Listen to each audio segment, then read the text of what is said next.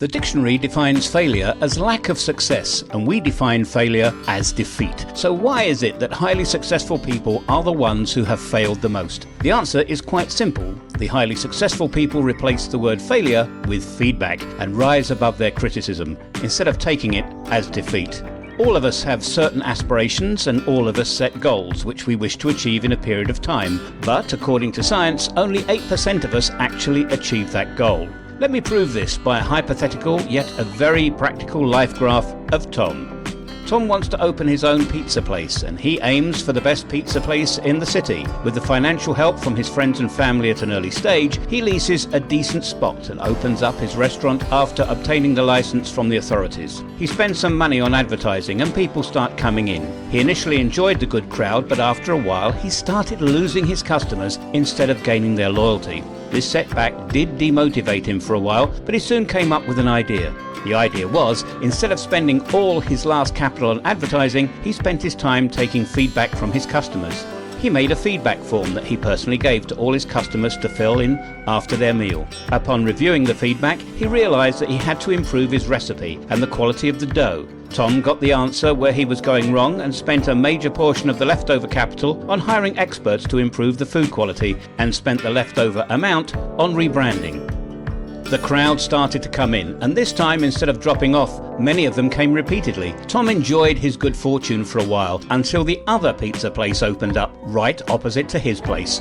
Soon that place started competing with Tom and started stealing his customers. This setback again hit Tom hard, as he had his house mortgage to pay along with his kids' tuition fees. So Tom himself goes to that other place. Upon ordering the food, he found out that the quality of the pizza was more or less similar to what he was offering, but the menu had more variety and the place had better ambience. Tom realized the changes he had to make and took a business loan. Tom not only included other types of pizza and side dishes on the menu, he also improved his interiors to provide a better ambience.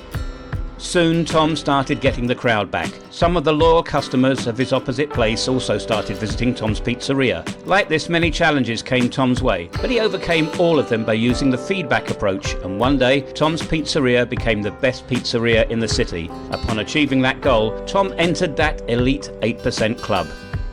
If we look at the graph carefully, we'll see that Tom's journey towards achieving his goal was never a straight line. It was filled with ups and downs. However, if you look more carefully, you'll realize that upon using the feedback approach, Tom's setback at any given time was never as low as his previous setback, whereas his success was always higher than his previous success.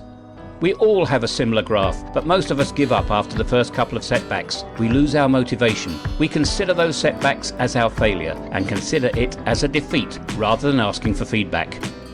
It's very important to replace failure with feedback. This way you'll eliminate all the negative connotations that are linked with failure. Feedback encourages constructive thinking and has a positive impact on creativity. Failure is a concept that creates negativity. It breeds pessimistic thinking. The feelings of inadequacy and discouragement that accompany the belief that you're not measuring up discourage and demotivate further efforts. When you eliminate the concept of failure and replace it with the idea of getting feedback, the whole focus shifts.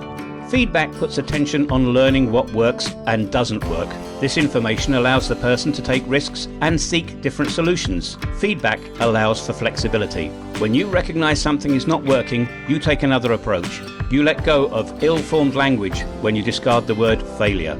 The effect of replacing one word potentially changes your feelings, and for those who are self-aware, your internal experience. Whether you're an author, an entrepreneur, or a musician, the road to success is often paved with rejection and setback. The difference between those who succeed and those who fail comes down to whether or not they chose to rise above the criticism and look for feedback to improve upon. Do comment below what you think of replacing failure with feedback, and share your personal stories on how you overcame certain setbacks so that others can be inspired. Also, do subscribe to us for more weekly videos.